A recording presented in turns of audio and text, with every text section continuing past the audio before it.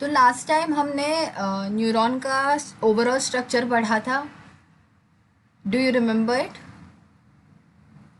तो इसमें कैसे है वो? यू हैव योर साइटॉन और सेल बॉडी, ठीक है, soma, correct. Then you have your axon, ये तुम्हारे एक्सॉन के टर्मिनल्स है और ये तुम्हारे डेंड्राइट के टर्मिनल्स है. ऑलराइट, ये न्यूक्लियस, इसमें निसिस ग्रैन्यूल्स थे, यहाँ पे माइलिन शीथ था, ये बीच में जो स्ट्रक्चर गायब है, माइलिन शीथ गायब है, इनको नोड्स ऑफ रणवीर बोला था हमने. इलेक्ट्रिक इम्पल्स डेंड्राइट कलेक्ट करेगा और एक्सॉन की ओर भेजेगा और एक्सॉन अपने टर्मिनल्स की ओर भेजेगा और एक्सॉन टर्मिनल अगले न्यूरॉन के डेंड्राइट पे भेजेगा. ठीक है, इतना हमने लास्ट टाइम किया था. ओके, तो इस time we will understand the actual differences जो बहुत स्पेसिफिक है between the dendrons and the axons. Alright, तो जो डेंड्रॉन्स हैं they arise from the cyton and they are multiple in number. क्या मतलब इसका? वो साइटॉन से निकलते हैं और ढेर सारे थे. Do you remember? So you have lots of dendrons here, 1 2 3 4 5 6 XYZ XYZ XYZ. और ये साइटॉन है, सेल बॉडी, और ये लंबा सा स्ट्रक्चर जो है ये एक्सॉन है. तो इस साइटॉन से बहुत सारे डेंड्रॉन्स निकलते हैं और ये डेंड्रॉन्स और ब्रांच आउट करते हैं to form dendrites. So dendron is this huge extension, और ये एक्सटेंशन आगे जाके बाइफर्केट हुआ तो ये डेंड्राइट हुआ. तो ऐसे जैसे जैसे पतले होते जाते हैं उनको डेंड्राइट्स बोलते हैं. और जो मेन स्ट्रक्चर साइटॉन से ओरिजिनेट हो रहा है we call it as dendron.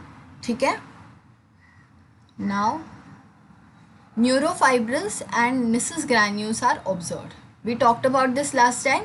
न्यूरोफिब्रिल्स जो साइटोस्केलेटन बनाता है, जो उसको एक स्पेसिफिक शेप देते हैं और फिर प्रोटीन्स को ट्रांसपोर्ट करने में हेल्प करते हैं. ठीक है, they are observed and messages are transmitted towards the axon. मतलब यहाँ से मैसेज आएगा डेंड्राइट से होके फिर डेंड्रॉन में आएगा, फिर सेल बॉडी से या साइटॉन से होके ये एक्सॉन की ओर जाएगा. So we talked about this also last time. Okay, ये डेंड्राइट्स के हमने कैरेक्टर्स देखे. एक्सॉन का क्या है? अगर डेंड्राइट साइटॉन से निकलता है, एक्सॉन भी साइटॉन के दूसरे तरफ से निकलता है. Can you observe it here? So this is your axon. ये पूरे पेरिफेरी में डेंड्रॉन्स है, बट एक साइड से एक स्पेसिफिक स्ट्रक्चर निकलता है which is called as an axon at the axon hillock. So this region, ये रीजन जो लंबा सा दिख रहा है आपको, इसको एक्सॉन हिलॉक कहते हैं. We had labelled this last time.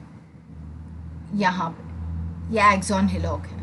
ठीक है, और ये तुम्हारे डेंड्राइट से छोटे छोटे छोटे छोटे, ये लंबा सा बड़ा सा huge structure from where the dendrites have started is called as your dendron. और एक साइड से एक स्पेशलाइज्ड रीजन निकलता है कॉल्ड एज एक्सॉन हिलॉक. ये रीजन एग्जैक्टली, और यहाँ से axon. Alright, single and usually unbranched. यहाँ पे एक्सॉन के कोई ब्रांचेस दिख रहे हैं? तुमने जितने भी न्यूरॉन के पिक्चर्स देखे या डायग्राम्स देखे, कहीं पे भी एक्सॉन डिवाइडेड दिखा? नहीं. तो यूजुअली कॉमनली कभी भी अनब्रांच नहीं होता है. So you have this very specific structure. ठीक है, neurofibrils are present and neurofibrils obviously present होंगे पूरे सेल में, because the shape has to be given to whole cell, and hence you have neurofibrils present in all parts of the cell, including the cyton, the axon, the dendrons and the axon terminus too. But Nissus granules जो है, they are absent in the axon Q. हमने last time निसिस granules का क्या function discuss किया था, किसी को याद है?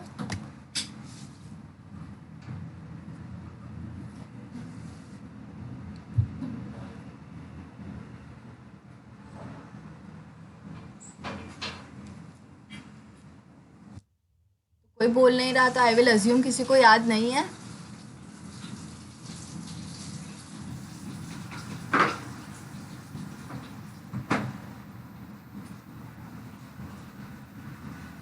ठीक है, तो निसिस ग्रैन्यूल्स जो है they are your ribosomes. And ribosomes का फंक्शन क्या है?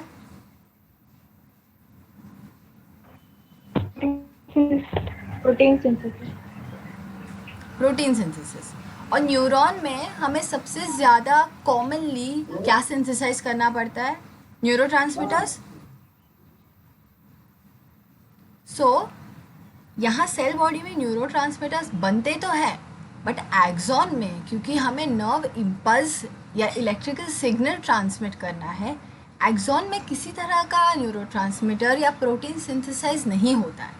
तो everything that is synthesized in the cell body और द साइटॉन. और न्यूरोफिब्रिल्स जो है they act as transporting elements too. तो फॉर एग्जांपल तुम्हारे रेलवे ट्रैक्स हैं, ठीक है, सो तुम्हारे न्यूरोफिब्रिल्स रेलवे ट्रैक्स जैसे एक्सटेंडेड होते हैं, जो शेप भी दे रहे हैं. और जो प्रोटीन्स है that is like your goods carrier train, it is transported using transporting proteins. समझा? ठीक है, तो हम किस बारे में बात कर रहे थे?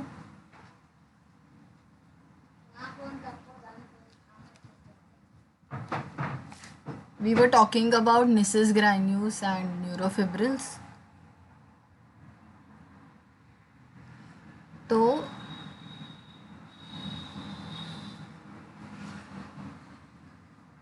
ठीक है, so when I talk about neurofibrils, यहाँ पे हम स्ट्रक्चर्स बनाते हैं. अभी यहाँ एक कर्व दिख रहा है न्यूरॉन का, ये ऐसे मेंटेन्ड इसीलिए है because there are certain structures called as neurofibrils. मैं अभी न्यूरोफाइब्रिल्स बना रही हूँ. तो ये इसको रिजिडिटी दे रहा है और ये शेप मेंटेन कर रहा है सेल का. ठीक है, अब जब ये सेल का शेप मेंटेन कर रहा है, इसके साथ और एक स्पेसिफिक ऑर्गेनल प्रेजेंट है, they are known as your Nissl's granules, जिनको मैं यहाँ रेड में बनाऊंगी. ठीक है, सो यू हैव बहुत सारे निसिस ग्रैन्यूल्स यहाँ एवरीवेयर. हमने निसिस ग्रैन्यूल्स का क्या फंक्शन डिस्कस किया था? They are ribosomes and hence they synthesize proteins. तो यहाँ पे न्यूरोट्रांसमीटर बन गया. ठीक है, so this is your neurotransmitter. अब एक्सॉन टर्मिनल जो है वो ट्रांसमिट करता है और ये न्यूरोट्रांसमीटर यहाँ पे बना. Correct? Now we need something which will transfer the neurotransmitter from the cell body और the cyton of the neuron to the axon terminal. इतना समझा? Okay. So now that we have the neurotransmitter, which has been produced by the Nissus granules in the cyton of the neuron, it has to be transported towards the axon terminus. अब ये transport करने के लिए हम क्या use करेंगे? तो ये जो एक्सॉन है इसका भी एक स्पेसिफिक शेप है, दिख रहा है, लीनियर शेप है. करेक्ट? सो इसको भी न्यूरोफाइब्रिल जो है वो मेंटेन कर रहा है. तो along with giving shape to the axon, ये न्यूरोफिब्रिल्स क्या करते हैं? They act as transporters also. So if you can see, ये रेलवे ट्रैक जैसे दिख रहा है. करेक्ट? तो ये neurotransmitter will be carried on this neurofibrils from here. Okay, red नहीं दिख रहा है. So imagine this yellow colour का इज ए न्यूरोट्रांसमीटर. यहाँ पे न्यूरोट्रांसमीटर आया, इम्पल्स आया, न्यूरोट्रांसमीटर यहाँ से यहाँ आएगा in from inside the axon, और फिर यहाँ से फाइनली एक्सॉन के टर्मिनल पे आएगा. फिर यहाँ पे जो दूसरा न्यूरॉन होगा वो इम्पल्स के जनरेशन के बाद उस तरफ मूव करेगा क्रॉस द साइनैप्स. अब समझा?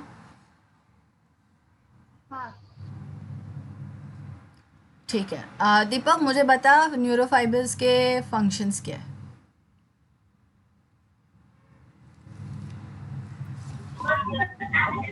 न्यूरोफाइब्रिल्स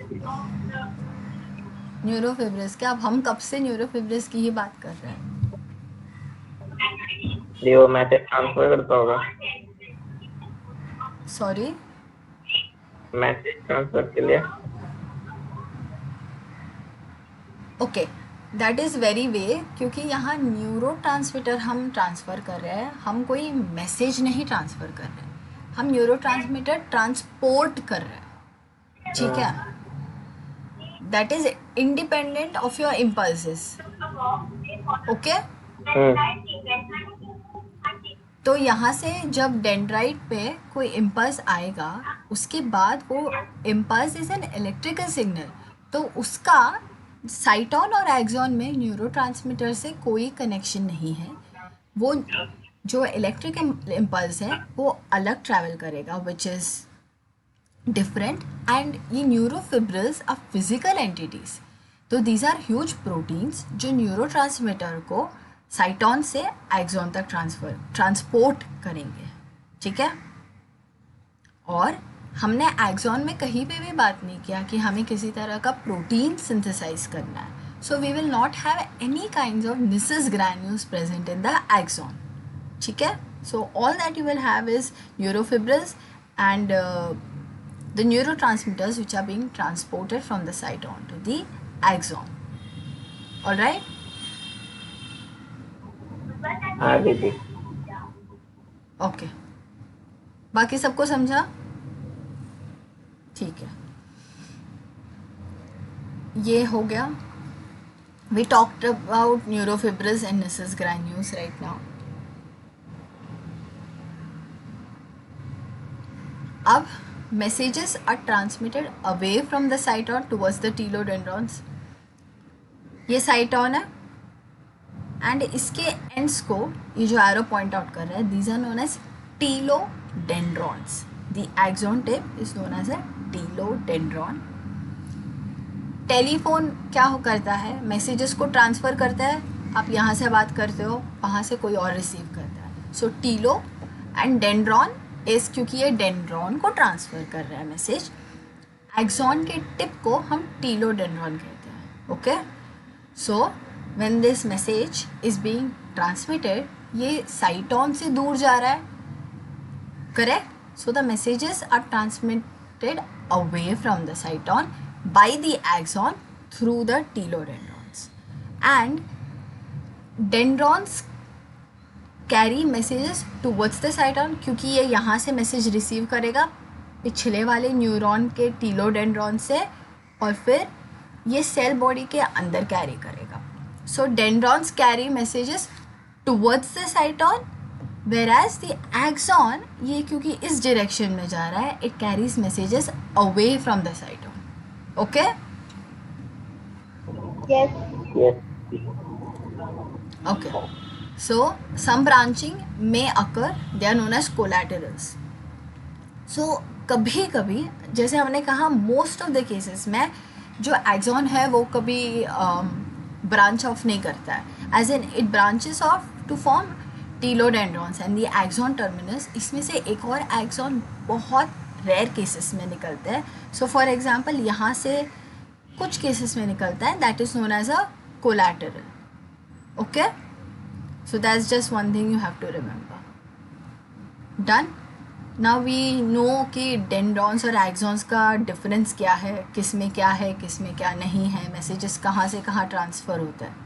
ओके, अब हमें कुछ और कैरेक्टर्स जानने हैं, ठीक है? Cytons are found inside the CNS and the ganglia. हमने साइटॉन किसे कहा था? इसको Cell body. हाँ. Cell body, soma. So we call this the cyton. तो ये तुम्हारे CNS में प्रेजेंट होता है.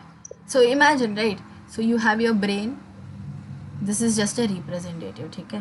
This is your spinal cord, and then you have all the other organs and organ systems present here, correct? So तुम्हारे brain में साइटॉन्स होंगे, और यहाँ से जो मैसेजेस ट्रांसमिट होंगे, दे विल गो टू इधर your spinal cord, to your maybe heart, to your liver, so it depends. Okay, तो ये cytons are found inside the CNS and the ganglia. किसी को पता है गैंग्लिया क्या होता है?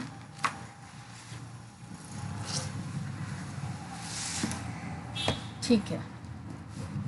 So what happens is, inside your spinal cord you have a structure like this. ठीक है. So तुम्हें सेंसरी और मोटर नर्व्स का कुछ आइडिया है? Even if you don't have, it doesn't matter, because sensory nerve वो है जो तुम्हारे ये मसल है, यहाँ से इंफॉर्मेशन लेके जाता है. ठीक है. हमारा सबसे क्लासिक एग्जाम्पल रिफ्लेक्स एक्शन का, you touch something and suddenly heart withdraw करते हो अगर वो बहुत गर्म है. तो जो सेंस कर रहा है, जो तुमको बता रहा है, तुम्हारे ब्रेन या स्पाइनल कॉर्ड को बता रहा है कि this thing is really hot, that is your sensory nerve. और यहाँ से जो नर्व निकलेगा, which is your motor nerve, this will also innovate the same muscle. क्यों? क्योंकि मुझे पता तो चला वो गर्म है, बट अगर मुझे उसे हटाना है तो मुझे कोई ना कोई मोटर एक्शन परफॉर्म करना पड़ेगा to move it away from the hot object.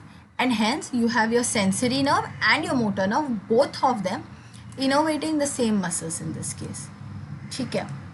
तो ये स्ट्रक्चर जहाँ पे ये दोनों मिलते हैं, ये दोनों न्यूरॉन्स मिलते हैं, that is known as your ganglion. ठीक है. समझा गैंग्लिया क्या होता है? Ganglia is the plural for a ganglion. Singular को हम गैंग्लियन बोलते हैं.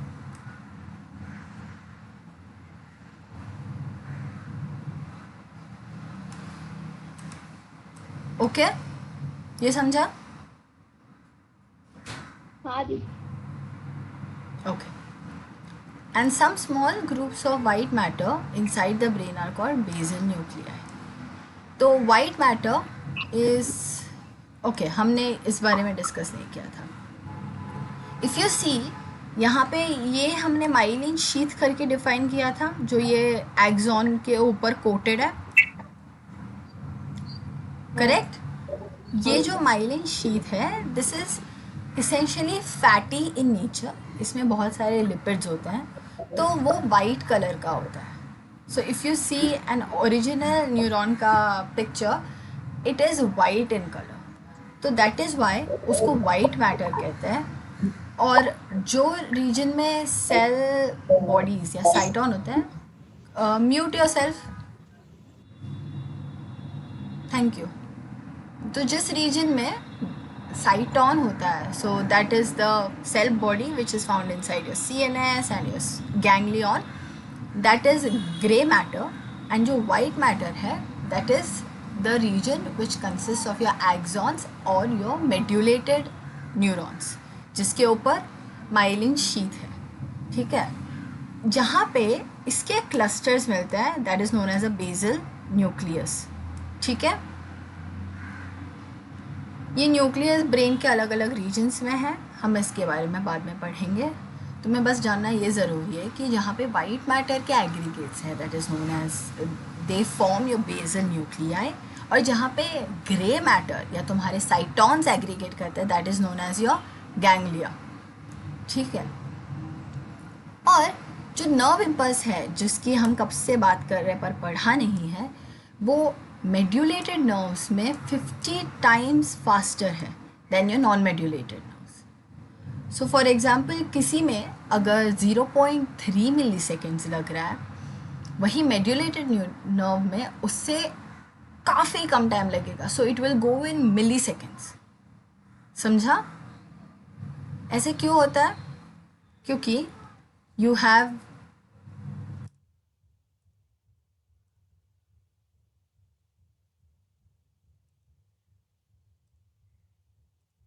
your medullated neuron. ठीक है. इस पे माइलिन शीथ है, और फॉर एग्जांपल इस पे नहीं है. ठीक है. This is plain. तो इसमें क्या होगा, ये जो नर्व इम्पल्स है ये एक्सॉन हिलोंग तक आया, ये यहाँ पे स्टेशनरी नहीं रहता है। जब ये पास ऑन हो रहा है, this medullary sheath doesn't give it an opportunity to move out of the axon first of all, and which means ये यहाँ से यहाँ, यहाँ से यहाँ डायरेक्टली स्किप करता है, तो ये काफ़ी तेज़ हो जाता है। वेर एज ये एक सिंपल एक्सॉन है, इस पर कोई मेड्यूलरी शीथ नहीं है, तो नर्व इम्पल्स को पूरे एक्सॉन से होके निकलना पड़ेगा। इसीलिए the neurons which consist of a myelin sheath take lesser time compared to the neurons which do not consist of a myelin sheath. Okay? तो तुम्हारे जो voluntary muscles है, immediately when an action is required, फटाफट your muscles come into action, which means your voluntary motor nerves have myelin sheath on them. और involuntary पे considerably less amount होता है, जैसे your heart and everything, उसमें considerably myelin sheath नहीं होता है, because you don't really need to control them, and उसका बॉडी ही उसका होम्योस्टेसिस देखता है। ठीक है, इतना समझा?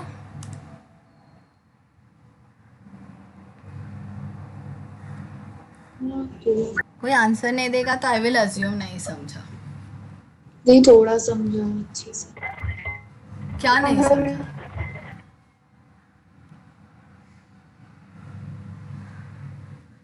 क्या नहीं समझा?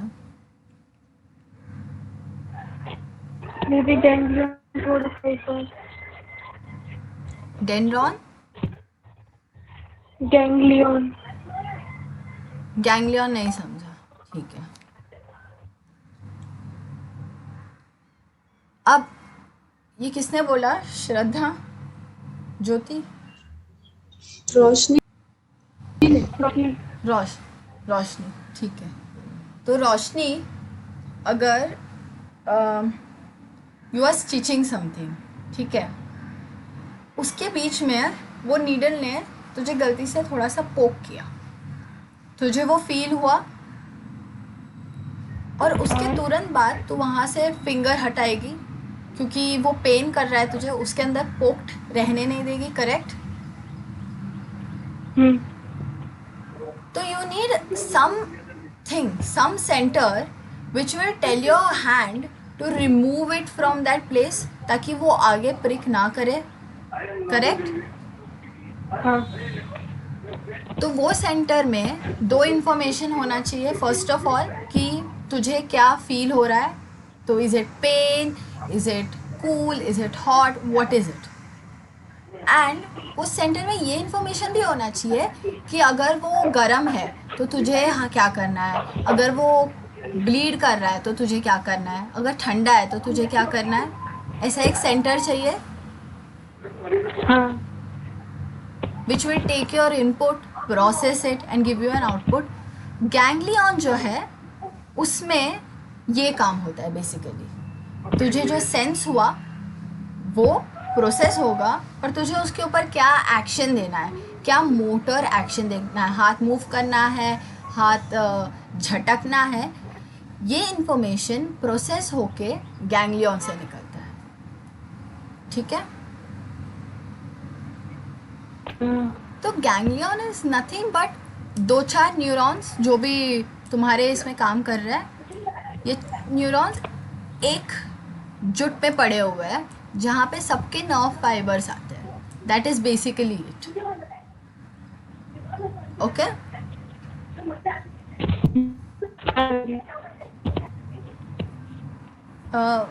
म्यूट कर ले खुद को।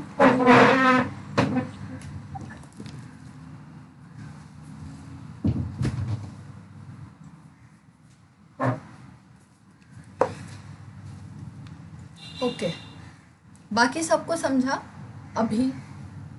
हाँ, कुल हाँ। cool, cool, cool, cool, cool, cool. Now we will come back to this.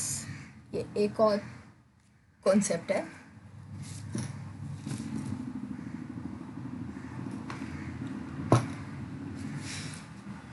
ये इंडिविजुअल, इफ यू सी, ये एक एक नर्व है, ठीक है, एक एक neuron that we were talking about, ये इंडिविजुअल स्ट्रक्चर इज दैट। तो मैंने some amount of nerve filaments लिए और उसको साथ में रखा, तो जो शीथ इनको कवर कर रही है that is known as your endoneurium, एक एक को। तो ये एक नर्व फाइबर है, ठीक है, इसके ऊपर एंडोन्यूरियम होगा, तो I will draw endoneurium with yellow colour. सबसे पहले ये एंडोन्यूरियम इस शीट को कवर करेगा। आई डोंट थिंक ये दिख रहा है, ओके, ठीक है। ये एंडोन्यूरियम एक एक नर्व फाइबर को कवर करेगा और ये एंडोन्यूरियम हर नर्व फाइबर को कवर कर रहा है। उसके बाद मैंने एंडोन्यूरियम से कवर्ड ढेर सारे नर्व फाइबर्स लिए और उनको साथ में रखा। इनको साथ में रखने के लिए हम पेरीन्यूरियम यूज़ करते हैं। सो this is another layer which holds all these neurons covered in endoneurium together, ठीक है। तो ऐसे एक नर्व फाइबर है, इसके ऊपर एंडोन्यूरियम है, फिर अगला नर्व फाइबर होगा उसके ऊपर एंडोन्यूरियम होगा, फिर एक और नर्व फाइबर होगा उसके ऊपर एंडोन्यूरियम होगा। इन सब को मैं साथ में रखूँगी, ठीक है, इन सब को मैं साथ में रखूँगी। This whole thing which keeps it together is known as a perineurium. अब पेरीन्यूरियम से जो सेट बना, हम इसके कुछ सेट्स लेंगे। पेरीन्यूरियम से कवर्ड सेट 1 2 3 4 5 और इसको कवर करने वाले लेयर को बोलते हैं एपिन्यूरियम। हमने ऐसा ही कॉन्सेप्ट मसल्स में पढ़ा था। Similarly you set these nerve fibers based on their function, based on their structure, or just to make it more compact, and you create this whole bundle which is covered by epineurium, ठीक है। Bone muscle का ना दीदी, sorry, ऐसा ही bone का हाँ भी muscle ऐसा ही में भी था, बोन का भी था, मसल का भी था, बट ये क्योंकि हम कोई ऑसिफिकेशन की बात नहीं कर रहे, इसीलिए मैंने मसल का एग्जांपल दिया था। ओके, ये हुआ। अब हम न्यूरोग्लियल सेल्स के बारे में पढ़ेंगे। लास्ट टाइम वी डिस्कस कि neuroglial cells are supporting cells neuron के। हमने ये इमेज देखा था, ये। तो this is your so this is your cyton again, this is your axon जो उसमें से एक्सटेंड हो रहा है। So your messages will be received by the dendrons, from the dendrites to the dendrons to the cyton, and your messages will be carried away from the cyton using the axon through the axon hillock जो यहाँ present है। तुम्हारे nissus granules और neurofibrils present है in your cyton, but your axon will not show any kind of nissus granules, and there are neurofibrils to give it structure and transportation of neurotransmitter। इतना हमने अब तक discuss किया। इसके साथ साथ कुछ सपोर्टिंग सेल्स है, like your microglial cells, your oligodendrite cells, your astrocyte cells, and your एक और टाइप के होते हैं, ठीक है, इसमें नहीं है, कोई बात नहीं। सो अभी हम उनको थोड़ा सा डिटेल में पढ़ेंगे। यू हैव न्यूरोग्लियल सेल्स पूरे नर्वस सिस्टम में, बट सेंट्रल नर्वस सिस्टम में यानी ब्रेन और स्पाइनल कॉर्ड के रीजन में you have your ependymal, oligo, astro and microglial cells. Whereas peripheral nervous system में जो तुम्हारे आर्म्स में जाते हैं, तुम्हारे फीट में जाते हैं, एंड ऑल दोज रीजन्स, दो ही टाइप के न्यूरोग्लियल सेल्स मिलते हैं। First one is your Schwann cells, जिसके बारे में हमने डिस्कस किया था कि ये माइलिन बनाते हैं। यू कैन सी ये एक्सॉन पर्पल कलर का, येलो कलर के माइलिन से कोटेड है। So Schwann cells peripheral nervous system में प्रेजेंट है और ये माइलिन शीथ बनाते हैं न्यूरॉन्स को कवर करने के लिए, ठीक है। तो what is the whole point of this, ठीक है, क्या होता है सो यू डांसर्स को देखा, स्टार्टिंग में तुम डांस सीखना स्टार्ट करते हो, यू आर क्लमजी, तुम्हारा कोऑर्डिनेशन थोड़ा सा ऑफ होता है, बैलेंस नहीं होते हैं मूवमेंट्स, बहुत क्लमजी दिखता है. But as you keep practising 1 month 2 month 3 months, तुम्हारे मूवमेंट्स जो है वो ज़्यादा स्मूथ होते हैं. करेक्ट. तुम्हारे बैलेंस बेटर बनती है, you are able to do it more gracefully. Correct. Yes. ऐसे क्यों होता है? क्योंकि जो नर्व फाइबर्स कंट्रोल कर रहे हैं तुम्हारी मसल मूवमेंट, उसको तुम जितने बार यूज़ कर रहे हो, for example you are doing a step and तुम एक ग्रुप ऑफ मसल्स यूज़ कर रहे हो, फॉर एग्जांपल आर्म्स, तुम बार बार उसको प्रैक्टिस करोगे तो तुम्हारे श्वान सेल्स ज़्यादा से ज़्यादा माइलिन बनाते रहेंगे.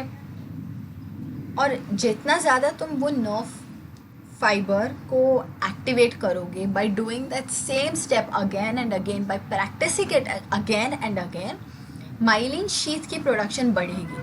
और हमने पिछले स्लाइड में पढ़ा था कि जितना मेड्यूलेटेड फाइबर्स में नर्व इम्पल्स जल्दी ट्रांसमिट होता है, तो अगर ये जल्दी ट्रांसमिट हुआ तो you will be able to do things more faster and efficiently. So that is how your Schwann cells work in your peripheral nervous system. And satellite cells basically supporting function के होते हैं. इनके बारे में बहुत कुछ जानते नहीं हैं. तो हमने पेरिफेरल नर्वस सिस्टम के न्यूरोग्लियल और सपोर्टिंग सेल्स ऑफ न्यूरॉन्स के बारे में डिस्कस किया. हम सेंट्रल नर्वस सिस्टम में आते हैं. ठीक है. तो जो माइक्रोग्लियल सेल्स है, किसी को मैक्रोफेजेस का फंक्शन पता है?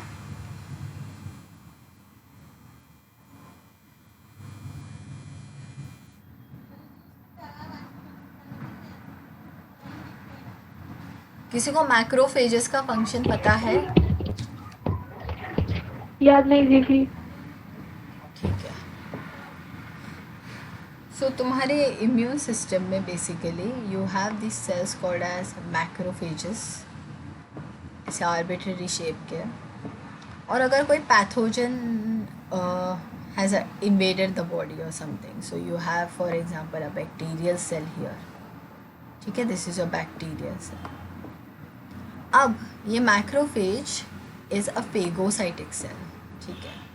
तो ये मैक्रोफेज क्या करेगा, इस बैक्टीरियल सेल को एंगल्फ करके इसको डाइजेस्ट करेगा. See, this will engulf this cell now, and then finally the bacterial cell will be inside this macrophage, और ये लाइटिक एंजाइम्स रिलीज करके इस बैक्टीरियल सेल को डिस्ट्रॉय कर देगा. Which means these are responsible for phagocytosis. phagocytosis मतलब खाना, literally amoeboid movement करके ये खाते हैं. सिमिलरली नर्वस सिस्टम में, if you notice, nervous system के बारे में हमने एक चीज़ डिस्कस नहीं किया, but it is very commonly known कि नर्वस सिस्टम इज़ क्लोज्ड. उसमें जो भी चीज़, जो भी मॉलिक्यूल, हर चीज़ जो अंदर जा रही है या बाहर आ रही है, it is very tightly monitored. ठीक है. So you eat anything, it directly goes inside your stomach, of course along with some mucus and some acids which are present.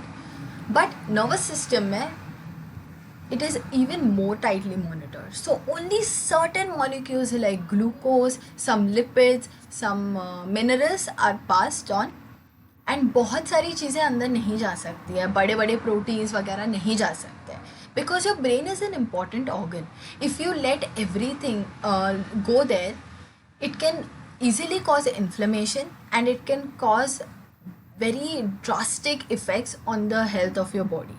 And hence, तुम्हारा nervous system, especially central nervous system, is very tightly monitored to ensure ऐसा वैसा कुछ नहीं जाए. But still, अगर कोई pathogen ने invade किया देर आर सर्टेन नेमेटोड्स या पैरासाइट्स जो किसी तरह एस्केप करके ब्रेन तक पहुंच जाते हैं.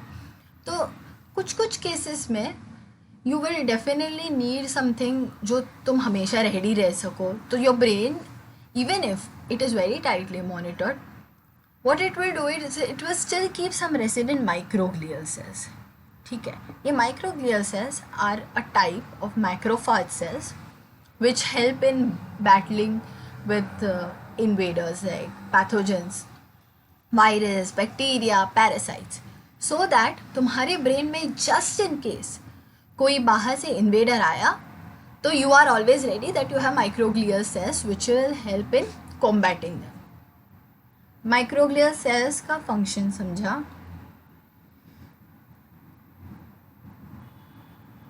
हाँ दीदी. ओके, माइक्रोग्लियल सेल्स हुए. Now we will come to oligodendrocytes because this is relatively easier, क्योंकि यहाँ पे हमने श्वॉन सेल्स का जो फंक्शन पढ़ा कि वो माइलिन शीथ बनाते हैं एक्सॉन पे. Similarly, oligodendrocytes भी myelin sheath बनाते हैं, but in the central nervous system, that is only in your brain and your spinal cord. Okay. Then you have your ependymal cells. Now I said ना कि brain में या central nervous system में जो भी molecules enter कर रहे हैं वो बहुत tightly monitored है. तो ये जो ependymal cells है ये कहीं कहीं epithelial structure form कर रहे हैं.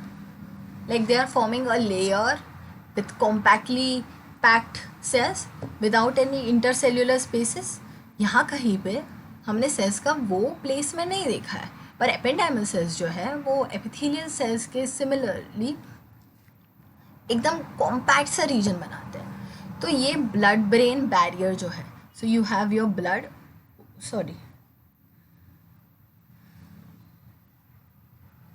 so you have your blood coming from one side and this, इस तरफ तुम्हारा ब्रेन है. ठीक है, तो ये ब्लड और ये ब्रेन के बीच का बैरियर बनाते हैं ये और कुछ सेल्स मिलके. तो यहाँ पे I have lots of molecules, like I have glucose, I have for example globulin, but and oxygen for example, along with your haemoglobin of course. So मुझे एपेंडाइमल सेल्स के थ्रू इनको स्क्वीज करना है. तो ये इतना कॉम्पैक्ट है, it will only ensure कि ग्लूकोज है तो ग्लूकोज ही पास हो, ऑक्सीजन है ऑक्सीजन ही पास हो. बट अगर ग्लोबुलिन है which is not required in your brain, it will not let globulin pass. So that means the ependymal cells form such a tight barrier to ensure there is no movement of foreign substances into the brain. ठीक है, ependymal cells blood brain barrier बनाते हैं, oligodendrocytes myelin sheath बनाते हैं, astrocytes की हम बात करेंगे, और microglial cells help in phagocytic activity. इतना समझा दीदी? हाँ. कूल. Now astrocytes. ठीक है, मज़ा आ रहा है ना? हाँ. अब एस्ट्रोसाइट्स का क्या फंक्शन है, हम थोड़ा पीछे जाएंगे ये देखने के लिए. यहाँ पे ये जो एरो दिखा रहा है, यहाँ पे न्यूरोट्रांसमीटर, जैसे हमने डिस्कस किया था, मैसेज ट्रांसफ़र करेगा फ्रॉम इस वाले न्यूरॉन से इस वाले न्यूरॉन, करेक्ट. और इस रीजन को हम साइनैप्स बोलते हैं जहाँ पे ये ट्रांसफ़र हो रहा है. एंड जो साइनैप्स में एक्सॉन टर्मिनल पार्ट ले रहा है, और your telodendron, let's say axon terminal या axon tip, that is a part of your pre synaptic neuron, क्योंकि ये साइनैप्स के पहले है. ठीक है, and the dendrite contributing neuron forms your post synaptic neuron. तो this is the terminology. Now let's just say कि यहाँ से न्यूरोट्रांसमीटर निकला एंड जितना मैसेज ट्रांसमिट होना था वो हो गया. नाउ जो साइनेप्टिक स्ट्रक्चर है ये प्री साइनेप्टिक न्यूरॉन है और ये पोस्ट साइनेप्टिक, ये प्री है और ये पोस्ट है। इसको मैंने एनलार्ज किया है। तो साइनेप्स में इफ़ यू नोटिस यहाँ मैंने थोड़ा सा स्पेस बनाया है, विच मीन्स कि यहाँ से जब न्यूरोट्रांसमीटर निकलता है ये पहले फ्री स्पेस में जाता है, फिर ये यहाँ पे बाइंड होके अपना एक्शन करता है, विच मीन्स एक पॉइंट पे you have so much neurotransmitter here and कुछ कुछ साइड में भी निकल जाता होगा, करेक्ट। तो ये जो बाकी न्यूरोट्रांसमीटर निकला हुआ है, जो कैल्शियम आयॉन्स वगैरह निकलते हैं विच विल डिस्कस लेटर, इनको क्लीन करने के लिए भी या रीएब्जॉर्ब करने के लिए भी हमें कोई सेल्स चाहिए, ठीक है। सो ये एक्शन भी ख़त्म हो गया आफ्टर दे बाइंड हियर। ये न्यूरोट्रांसमीटर्स भी इस डेंड्राइट के अंदर नहीं जाते हैं, ये इसेंशियली बाहर ही सस्पेंडेड रहते हैं। So here to take all of those cells inside you have your astroglial cells. ये स्टार शेप के हैं as you see I have drawn, और ये इन सबको रीअब्जॉर्ब करते हैं, ठीक है। So they basically scavenge away all the remaining neurotransmitter ions present in the vicinity of the synapse. Astrocyte का फंक्शन समझा? एक बार रिपीट करना। कौन सा पार्ट नहीं समझा? दीपक समझा?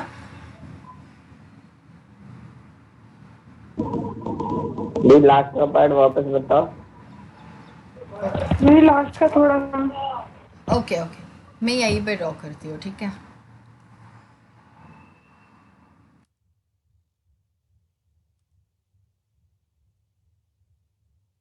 यहाँ पे यू कैन सी एस्ट्रोसाइट्स के ऐसे प्रोसेसेस है, ठीक है। ये प्रोसेसेस न्यूरोट्रांसमीटर को एब्जॉर्ब करेंगे, इतना याद रखना।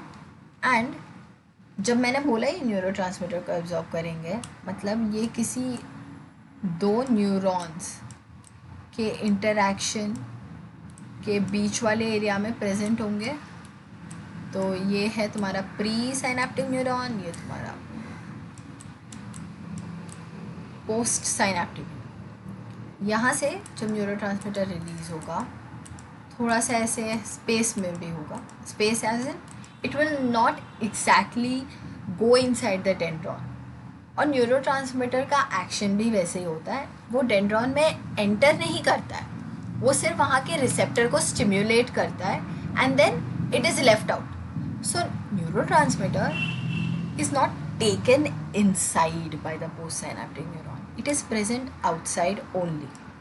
तो ये एस्ट्रोसाइट्स क्या करेगा, ये जो न्यूरोट्रांसमीटर एरा गिरा पड़ा हुआ है जो अभी यूज़ नहीं होने वाला है, वो उसको एब्जॉर्ब करेगा ताकि वो रिसाइकल करे और सो दैट द ब्रेन और the neurons can use it again the next time. अब समझा?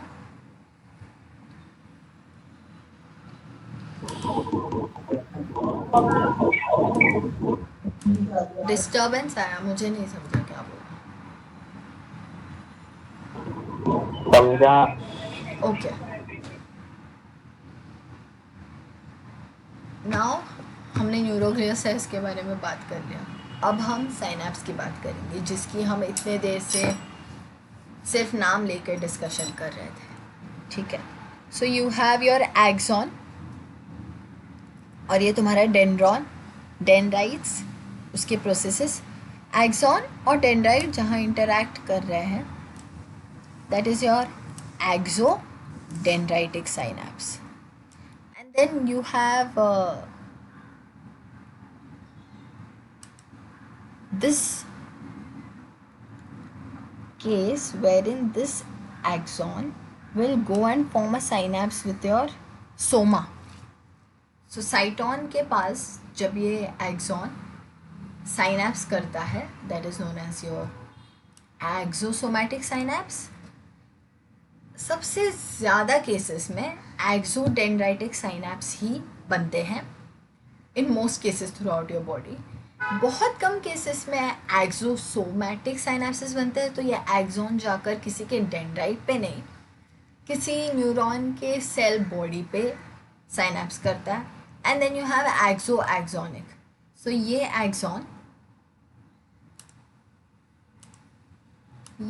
एक्सॉन जाके दूसरे न्यूरॉन के एक्सॉन पे साइनेप्स करेगा. So synapse is essentially an interaction, दो एलिमेंट्स का इंटरैक्शन. उसमें एक एक्सॉन और एक डेंड्रॉन हो सकता है, एक एक्सॉन और एक सोमा हो सकता है, और एक एक्सॉन और दूसरा एक्सॉन भी हो सकता है. And if you notice, her possibility में एक्सॉन इज़ कंपल्सरी, क्योंकि एक्सॉन इज़ द वन जो नर्व इम्पल्स को कलेक्ट करके आगे लेके जाता है. ठीक है. सो ये तुम्हारे 3 टाइप के साइनेप्सिस है. This is just for your information. Nerve fibres में, before we learn what exactly is this impulse we are talking about, what is this electrical signal जो एक एक्सॉन आगे पास ऑन कर रहा है, जो डेंड्रॉन्स कलेक्ट कर रहे हैं और उसको एक्सॉन में से दूसरे न्यूरॉन में भेज रहे हैं, या ये साइनेप्स में क्या ट्रांसमिट हो रहा है, what compares the neuro transmitters.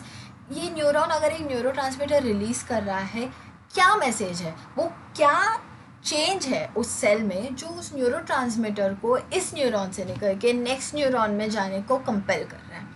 ये सब सीखने से पहले हमें नर्व फाइबर्स के कुछ प्रॉपर्टीज़ के बारे में जानना ज़रूरी है. So these are the terms we will learn today. And ये टर्म्स मुझे नेक्स्ट टाइम चाहिए कि तुम सबको क्लियर हो. Once you are clear with these terms, everything is easy. ठीक है. These terms are not that difficult, but I just want you all to know what are we getting into before you start with it. ठीक है. Break चाहिए?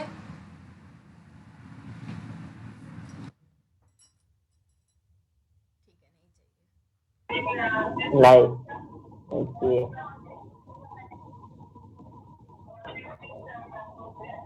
So now, excitability. Polarization leads to stimulus perception and causes activity. तो polarisation मतलब मुझे कौन बताएगा?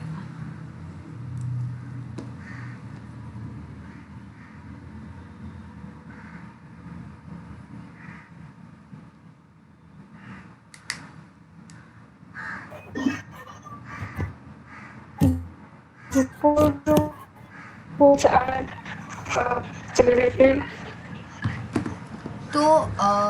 तो charge generate हो रहा है, तो एक साइड डेफिनेटली पॉजिटिव होगा और एक साइड डेफिनेटली नेगेटिव होगा. तो ये कलेक्ट होगा एक साइड, तो इसीलिए उसका एंड पोलार हुआ.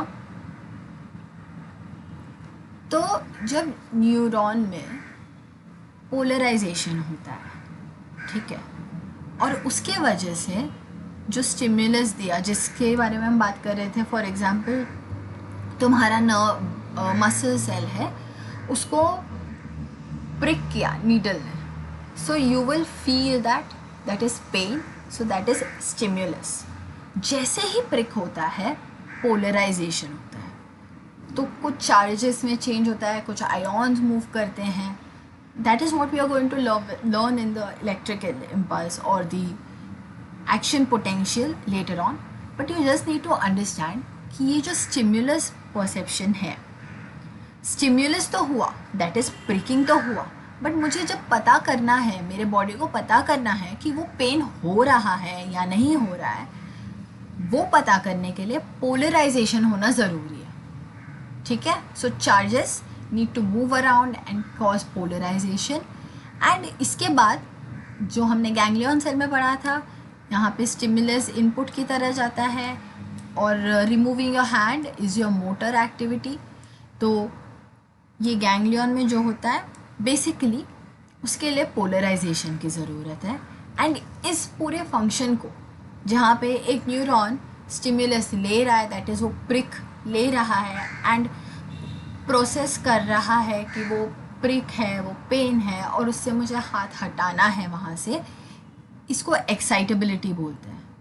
वो नर्व अगर कोई फंक्शन परफॉर्म कर रहा है, that is called as excitability. That is basically it. और ये कैसे होता है? पोलराइजेशन के थ्रू. ठीक है। अब हमने इतने देर से पढ़ा कि एक न्यूरॉन दूसरे न्यूरॉन में इम्पल्स ट्रांसफ़र कर रहा है. So basically the pre synaptic neuron is transmitting an impulse to the postsynaptic neuron at the synapse when the axon terminal of one neuron releases neurotransmitter and it activates the dendrite of the next neuron. तो ये जो messages का transfer हो रहा है, जो ये क्या कहते हैं उसको, साखली खेल रहे हैं, they are transmitting the messages एक से दूसरे को, दूसरे से तीसरे को. इसको हम बोलते हैं conductivity. Similar to what we talk in electrical, talk in terms of electrical transmission, conductivity. ठीक है. फिर stimulus, we discussed this here, right? Change in the external यानी क्या? Your example again, तुम्हें कुछ चोट लग गई, तुम कोई हॉट वेसल टच कर रहे हो, तुम्हें कोई नीडल ने प्रिक किया, so that is your external. And internal environment is what, for example, if you are having an acid reflux, acidity हो गई, you feel burning inside your chest, and then पेट में दर्द कर रहा है, your muscles are sore because तुमने बहुत extensive workout किया. तो change in the external or internal environment that leads to excitation.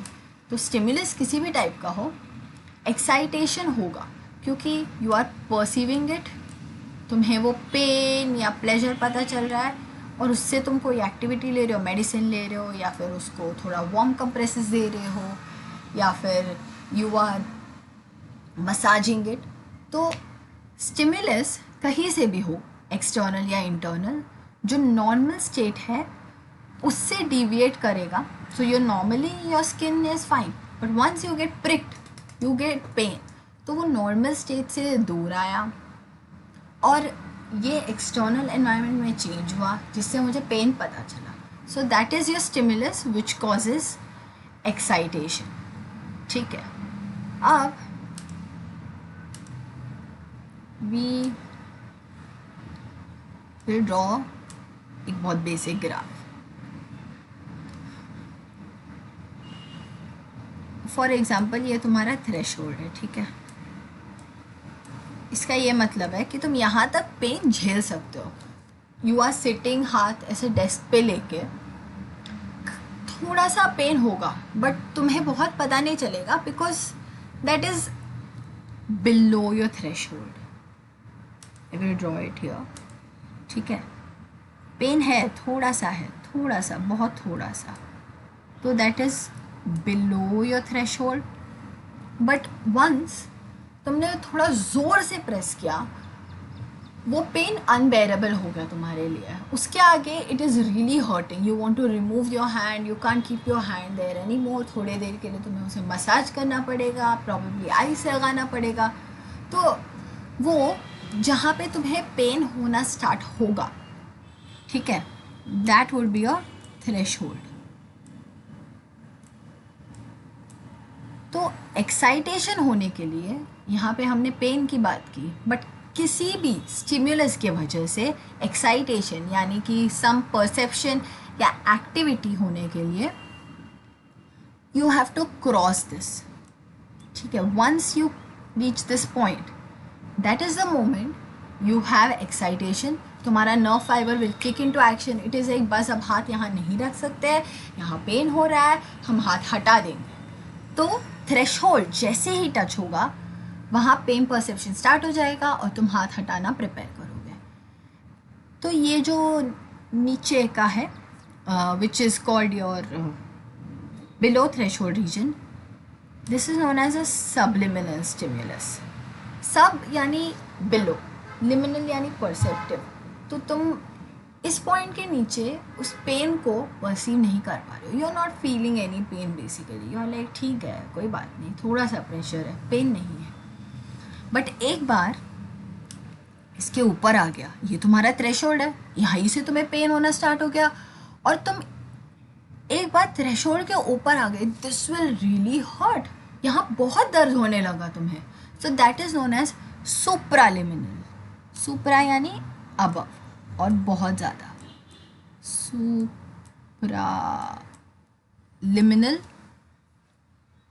Stimulus, ठीक है, ये समझा। थ्रेशोल्ड एटलीस्ट इतना पेन होना पड़ेगा ताकि तुम एक्शन ले पाओ। Now you have your summation effect. अब जैसे मैंने कहा, ठीक है, ये सबलिमिनल था, बिलो द थ्रेशोल्ड, यहाँ कोई पेन नहीं है, so you are just chilling, बैठे, फिर अगले दिन भी बैठे, फिर उसके बाद के दिन भी बैठे, कॉन्स्टेंटली तुम्हारे हाथ पे प्रेशर आ रहा है। एंड सुबह से किसी दिन तुम थोड़ा एक्स्ट्रा टाइम बैठे, किसी ने म्यूट ऑफ किया है, ओके, तो किसी दिन तुम सुबह से बैठे हो and you are putting constant pressure on your arm, तो एक पॉइंट पे वो सब एड अप होगा, क्योंकि तुम इतने दिन से बैठे, सुबह से बैठे हो, वो कॉन्स्टेंटली वो पेन स्टिमुलस जाता रहेगा, जाता रहेगा, जाता रहेगा, बट एक पॉइंट पे वो इतना ज़्यादा बढ़ जाएगा, इवन इफ तुमने उस पॉइंट पे ज़्यादा प्रेशर नहीं दिया तो प्लेस सोर हो जाएगा, क्योंकि तुम कॉन्स्टेंटली इतने ज़्यादा टाइम से उसको थोड़ा थोड़ा थोड़ा थोड़ा थोड़ा थोड़ा थोड़ा थोड़ा पेन दे रहे हो, विच इज़ द रीज़न वो पूरा कलेक्ट होगा। तो तुम्हारे एक्सॉन हिलॉक में यही होता है बेसिकली। सो दिस इज, ये तुम्हारा एक्सॉन हिलॉक फॉर एग्जांपल, ठीक है। तो इनिशियली थोड़ा सा कलेक्ट हुआ इम्पल्स, फिर थोड़ा सा, फिर थोड़ा सा, फिर थोड़ा सा, फिर थोड़ा सा, फिर थोड़ा सा, over time, over a few hours you will realise कि यू डिडंट नो कि इतने प्रेशर को ओवर टाइम इतना ज़्यादा देर देने से it will hurt so much, and that is what adds up. And once you feel the pain, तुम्हारा थ्रेशोल्ड क्रॉस हो गया, एंड जैसे ही थ्रेशोल्ड क्रॉस हो गया एक्साइटेबिलिटी होगी, विच मीन्स तुम्हें पेन फील होगा, and you will take some action to try to prevent it और ट्राई टू एलिविएट इट और try to reduce it. Summation effect. So you are adding the subliminal stimulus which is below the threshold of your excitability, and over time the collection of this subliminal stimulus adds up to produce excitability. और इसका ये मतलब है कि जब तक, मेरी आवाज़ आ रही है? ओके, तो जब तक यहाँ पे ये थ्रेशोल्ड क्रॉस नहीं होगा, मैं वापस ग्राफ बनाती हूँ, 1 सेकेंड।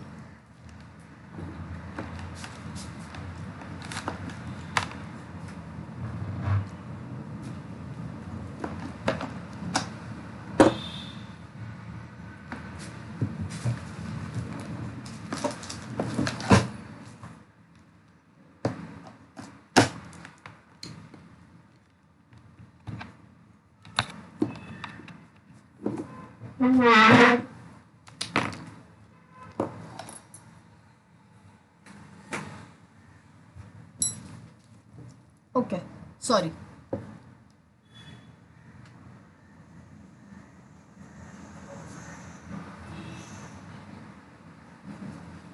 मैं ग्राफ वापस बनाती हूँ। ये थ्रेशोल्ड है, ठीक है। तो जब तक, इफ़ यू रियलाइज, जब तक कोई इम्पल्स या कोई स्टिमुलस इतना नहीं कलेक्ट होता है कि वो थ्रेशोल्ड तक पहुँचे, वो न्यूरॉन फायर नहीं करेगा, वो न्यूरॉन एक्साइट नहीं होगा, वो न्यूरॉन पेन परसीव नहीं करेगा, वो न्यूरॉन कोई एक्टिविटी नहीं करेगा। It will not let ask you to move your arm, it will not tell you that it is paining, it will not tell you that something is pricking, it will not tell you something is hot. तो जब तक ये threshold touch नहीं होगा तब तक कोई excitability नहीं होगी, तब तक कोई मैसेज पास ऑन नहीं होगा। तो इसका मतलब है कि या तो वो नर्व फायर करेगा थ्रेशोल्ड को टच करने के बाद, या वो नर्व फायर करेगा ही नहीं क्योंकि थ्रेशोल्ड को टच नहीं किया। That means either it will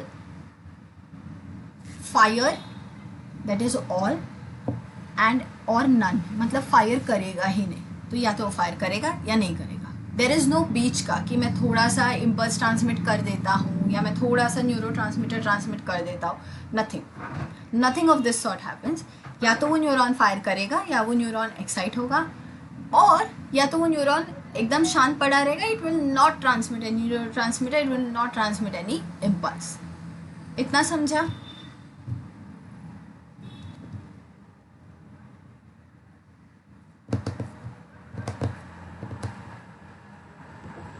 दीदी थोड़ा बहुत समझा. थोड़ा बहुत समझा, ठीक है. समझेगा. Then you have something called as refractory period. अब रिफ्रैक्टरी पीरियड क्या होता है? एक न्यूरॉन ने दूसरे न्यूरॉन को इम्पल्स ट्रांसमिट कर दिया, ठीक है. इट इज़ एक भाई ऐसा ऐसा है, there is some pain, so take the required action. So one neuron has passed on the message. अब इम्पल्स वापस आ रहा है, ठीक है, और ज़्यादा पेन हो रहा है, बट ये न्यूरॉन इमीडिएटली वो ट्रांसमिट नहीं कर पाएगा. क्यों? क्योंकि इसके अंदर जो पोलराइजेशन हुआ था न्यूरॉन में, हमने बात किया ना, फॉर एग्जांपल एक्साइटेबिलिटी होनी है तो कुछ अमाउंट ऑफ पोलराइजेशन होना है. तो ये पोलराइजेशन जब तक वापस बैक टू नॉर्मल नहीं होता, उसका टाइम लैग है थोड़ा सा. उतना टाइम वो न्यूरॉन अगला स्टिमुलस परसीव नहीं कर पाएगा. Alright, so that is called as a refractory period, जहाँ पे दो नर्व इम्पल्सेस के बीच में या नो नर्व इम्पल्सेस के परसेप्शन या एक्साइटेबिलिटी के बीच में देयर इज़ ज़रा सा टाइम लैग. एंड ये इतना, इसका टाइम लैग इतना छोटा होता है कि तुम्हें पता नहीं चलता. सो if you touch something hot and you put your hand again, गलती से उसी को टच कर दे, तुम्हें फील होगा, बट योर न्यूरॉन्स उन्होंने वो लैग किया. दे वर लाइक, मैं तुरंत नहीं कर सकता हूँ, मेरे अंदर आयोन्स अभी भी पोलराइज्ड है, मुझे उसको नॉर्मल स्टेट में लाना है, मैं उसके बाद ही अपना मैसेज आगे पास ऑन कर सकता हूँ, ठीक है. तो that is a small time interval between the excitation of two nerve impulses when the same neuron cannot fire. And then there is something known as synaptic delay. तो हमने जब बात किया यहाँ पे, ओके, तो हमने यहाँ साइनैप्स ड्रॉ किया था. ये प्री साइनैप्टिक न्यूरॉन है, यहाँ से न्यूरो ट्रांसमीटर निकलता है, और ये पोस्ट साइनैप्टिक न्यूरॉन है. तो ये तुम्हारा डेंड्राइट है, ठीक है. यहाँ से न्यूरो ट्रांसमीटर इज़ रिलीज्ड. तो ये जो स्पेस है इसको साइनैप्स बोलते हैं. यहाँ से ये जो प्री साइनैप्टिक न्यूरॉन है to your post synaptic neuron, अगर ये न्यूरो ट्रांसमीटर तुम्हें सेंड करना है तो थोड़ा सा टाइम लगेगा, because there is some space. तो वो न्यूरो ट्रांसमीटर जाके अपने रिसेप्टर पे बाइंड करना चाहिए. तो ये जो छोटी छोटी चीज़ें हैं थोड़ा सा टाइम लेता है, जिसके वजह से it is known as synaptic delay. तो already it is delaying the transmission of neurotransmitter by 0.3 to 0.5 milliseconds. तो जब उसने ट्रांसमिट कर दिया उसके बाद भी वो फायर नहीं कर पाएगा, because you have your refractory period.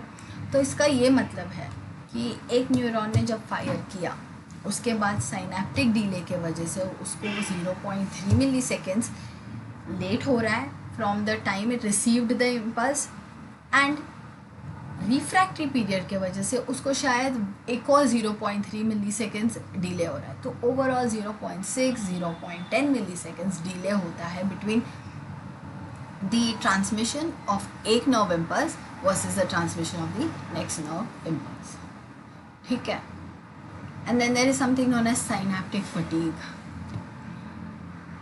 हाँ, जैसे तुम सुन रहे हो, एक पॉइंट पे यू गेट टायर्ड बिकॉज बहुत सारा इन्फॉर्मेशन जा रहा है, तुम बहुत सारा इन्फॉर्मेशन ले रहे हो. Refractive period, synaptic delay, excitability, conductivity, all और नन लॉ, समेशन लॉ. तो इतना सारा इन्फॉर्मेशन कॉन्स्टेंटली जा रहा है.